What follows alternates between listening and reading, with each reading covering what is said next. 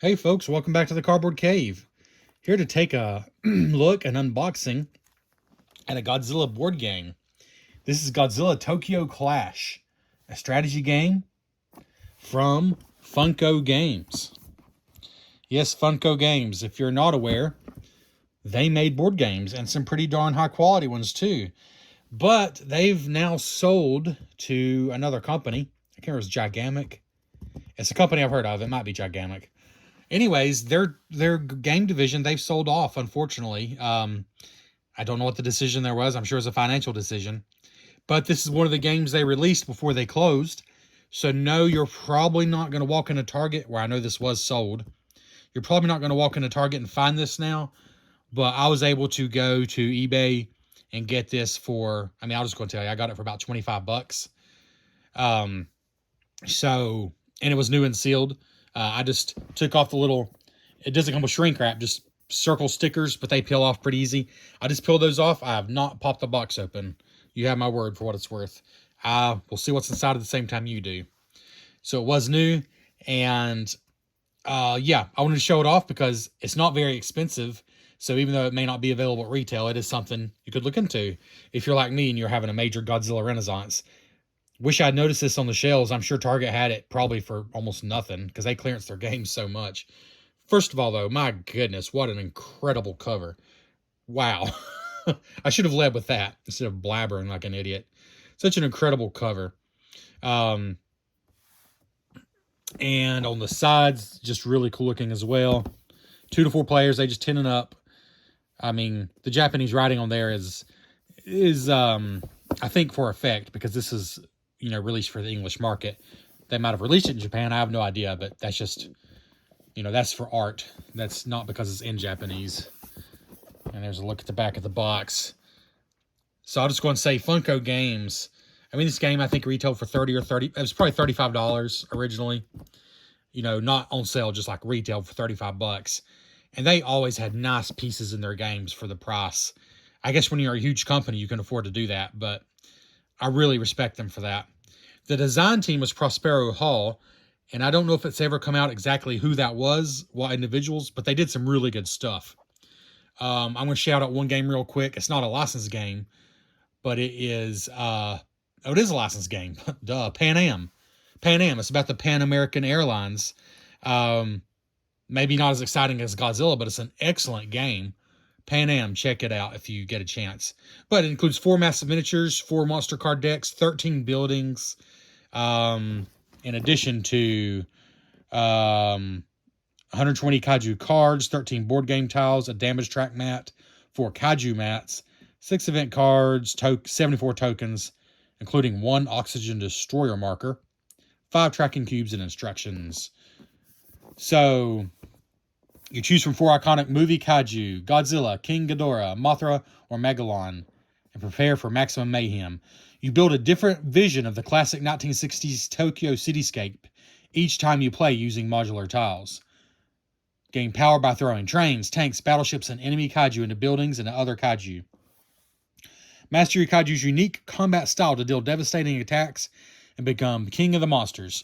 So it's basically a 2 to 4 player game where you're fighting the other monsters, but you're also getting basically powered up by throwing trains and tanks and battleships and destroying buildings. So you're not just fighting the others, you're destroying the area. And what else would you want in a game like this? So let's go and open it up again. I broke the seals, but I have not. Let's see if I can get a higher view for you. I have not looked inside myself, so you'll be seeing at the same time I do. Let's see here. Okay.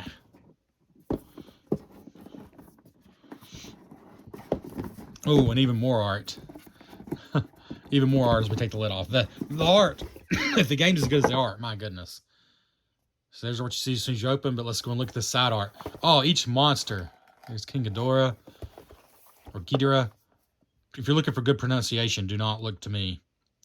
This will be redneck pronunciation of the kaiju.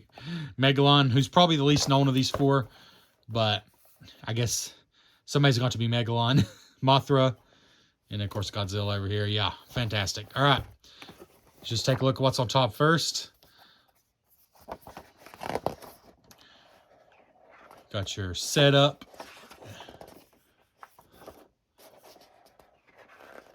A really nice, clean look to the manual. Just very cool looking.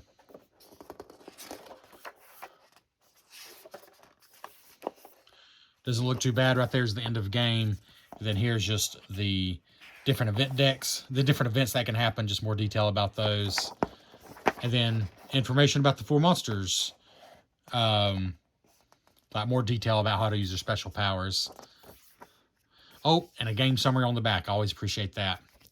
So you got an oxygen destroyer phase, where you move the oxygen destroyer one circle on the demo track. Then you have action phases, refresh, event phase, end of game scoring. So it looks pretty straightforward. These are, you know, not tiny print, lots of pictures and examples. Let's see.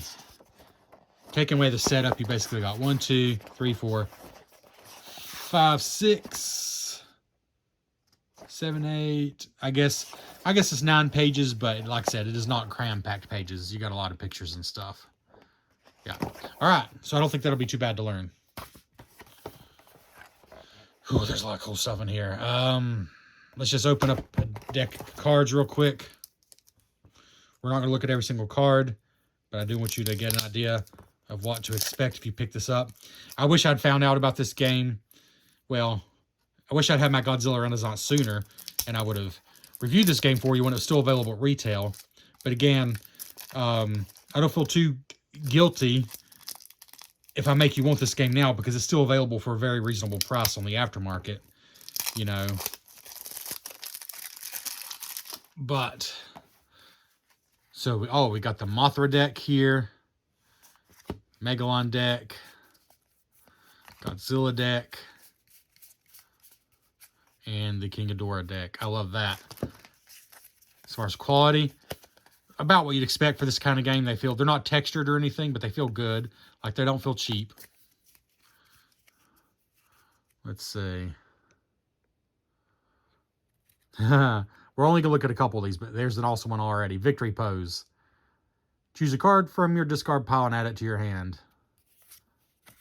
Ooh, Heat Ray.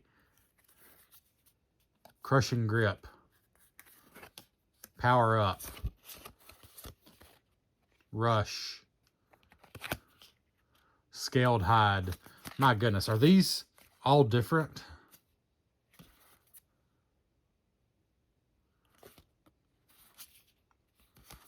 No, they're not all different. There's certainly some duplicates in there, but yeah, we're not gonna look at all of them. Maybe I should move this out of the way. I think it's trying to focus on that. Some Megalon cards here.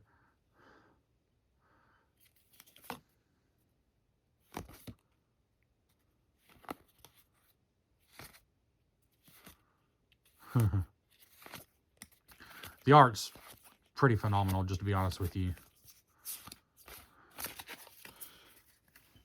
Mothra.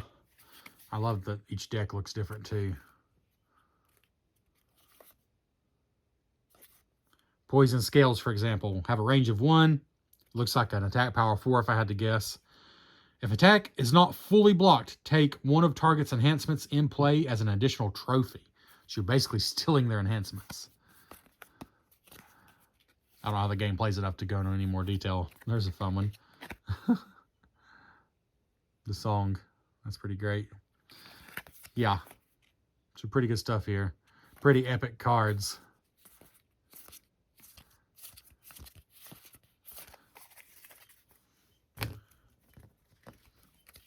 King Ghidorah.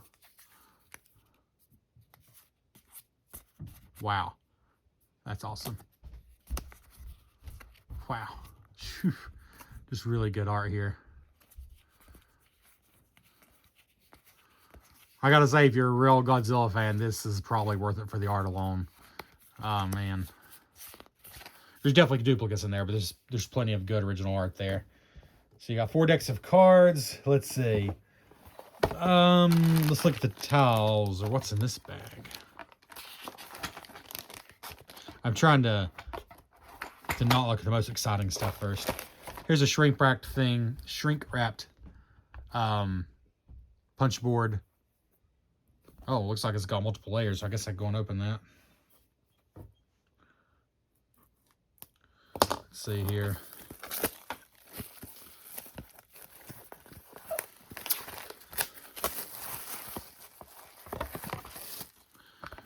So you got some planes, which you can pick up and destroy. Looks like UFOs.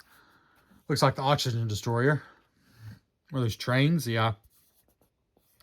Trains, looks like electrical plants. Some other tokens, various tokens. So I guess on the back, it looks like they're worth maybe different points would be my guess. Then here's a bunch of, are those just, I think those are just little houses. Looks like the roofs of houses. Some tanks here. And battleships. So those are pretty good quality. You can see the thickness is pretty good there. All right, let's see now. This bag. Got a nice Ziploc. Again, for a $35 retail game, just so many nice components. Funko always did a great job with that, honestly. I was always impressed. Because I have the Pan Am game, which is fantastic. A Back to the Future game called Back in Time, which is a cooperative game that is very good, very hard to win. But again, it's another good, solid Funko game.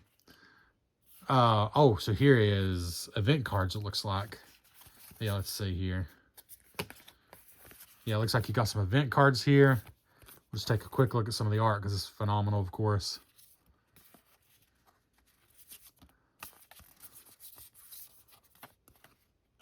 This is really great art. Oops. Wow. My gosh. Is all this original to the game? I think it is. Who's the artist? I got to give him credit. Designed by the City Stomping Squad at Prospero Hall. Does that mean they're not going to say specifically who did what, I guess, including the art? Well, kudos to you, whoever you are. Probably multiple people. I'll look on the back.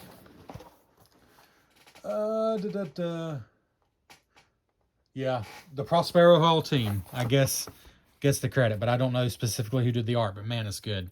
I'm like, so much of this art would just be amazing as posters. So good. All right, and then, though, so there was some event cards. I think this must be the Oxygen Destroyer track. Okay, looks like you got space for all the monsters. So if you're Godzilla, you're going to be putting cards here. I guess trophies is really what it is. Event cards. I'm guessing you only use 2 per game from the look of it. Yeah, it looks like you're just keeping track of the Oxygen Destroyer here. Oh, yeah, it looks like on a 2-player game, for example, I don't know, maybe it ends in here, but if it's 4-player, it doesn't end until over here. I don't know. Don't know enough about the game to say, but by the way, this is not all frayed. It's an interesting choice. The cards and even this is printed to look worn out. Totally going the extra mile, but I bet you some people are going to see that and think that theirs is all chipped up. It's not. It's not. That's part of the style. I thought that was interesting. I mean, I don't know if you noticed it on the cards, but they're the same way. That is printed. These are not worn out cards. But actually, if you do get a card that gets like a nick or something on it, that probably is going to make it a lot harder to spot because it's already got like wear on it. So I think that's kind of fun. Anyways. Okay. Here looks like the tiles that make up the game board. You got one tile that seems to be just kind of separate. And then I clearly got a building there that's on fire. Some houses and a street there and some fires. A little harbor there.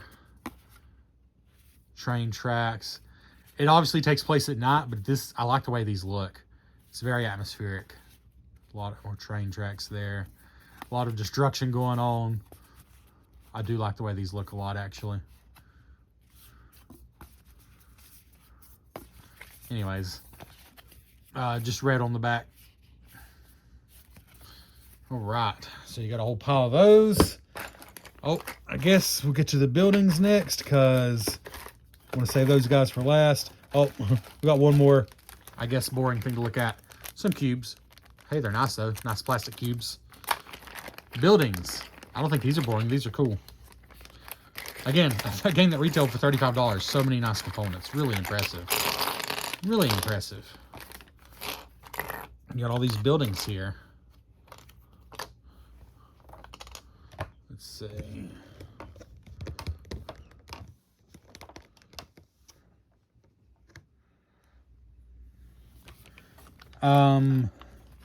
It's like you got some flatter ones here. Several different designs. Looks like some radar dishes on them. If you're a painter, I'm sure you could make these look really nice. You got some that are more like skyscrapers, some bigger buildings to be knocked down. Looks like you got about 4 that are that design. You got 3 of the radar dishes, 3 that are this design, and 3 that are that design. So you only got 4 designs, 3 of each. But that is certainly more than good enough. And the fact that it comes with plastic buildings, I just think is awesome, quite frankly.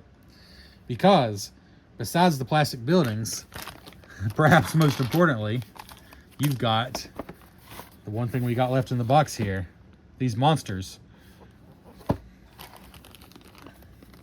So let's start with Megalon first, who might be the least exciting to some people, but to somebody, he's going to be the most exciting.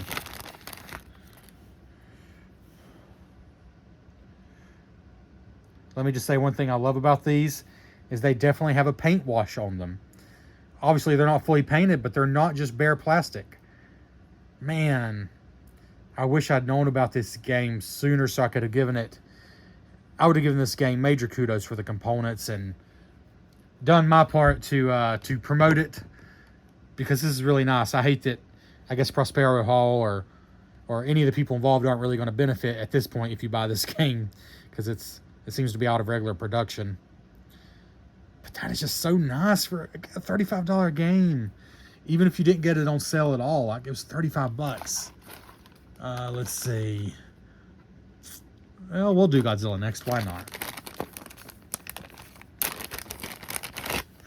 Oh, yes. Again, just... He's got more than a wash. He has multiple colors on his body. And his spikes, or his dorsal fins, are colored multiple colors as well. Like, not quite a fully painted miniature, but more than just a basic miniature that you would normally get. Even more high-end games, usually the miniatures don't have any paint on them. That is not really normal. I'm trying to get it to focus on his face a little better. But he's pretty good looking. If you saw me unbox those $6 crystal things from Walmart, this is so much better than the Godzilla that came in that. And this is part of a game with all kinds of pieces. So I think that's impressive. Oh, King Ghidorah. I'm going to flat out be honest with you. For the original retail price of 35 bucks, or what this game seems to be selling for now in the aftermarket, wherever you can get it, I think it's worth it just for the pieces. And the art. The pieces and the art. I hope it's a good game. I've heard good things. I've heard it's quite fun, that it's exactly what you want this kind of game to be. I've heard it shines with 3 or 4 players more than 2, but some people certainly still enjoy it with 2. That kind of makes sense for this kind of a skirmish battle game. So nice for a board game piece. I mean, it is Funko. I mean, this is kind of the bread and butter, is collectibles. So, of course, they go a little bit above and beyond, I guess, for the pieces they put in a game. This is so nice.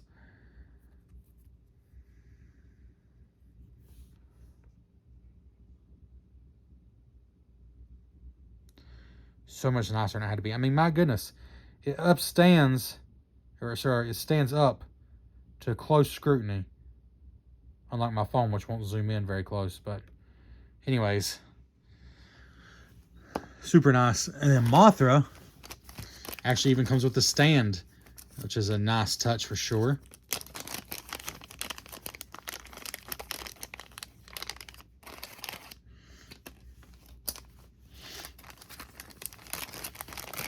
Then it skip out on the size. I think it did say large miniatures. These are large miniatures. There's Mothra. So nice. These are so nice. I'm so happy about these pieces.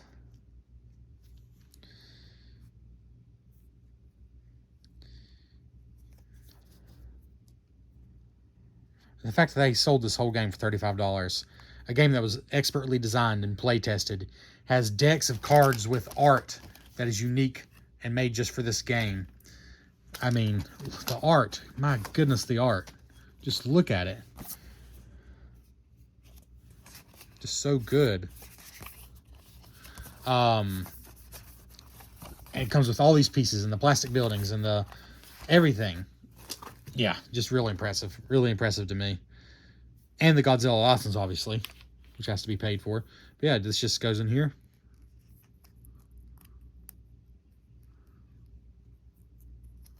Let's see.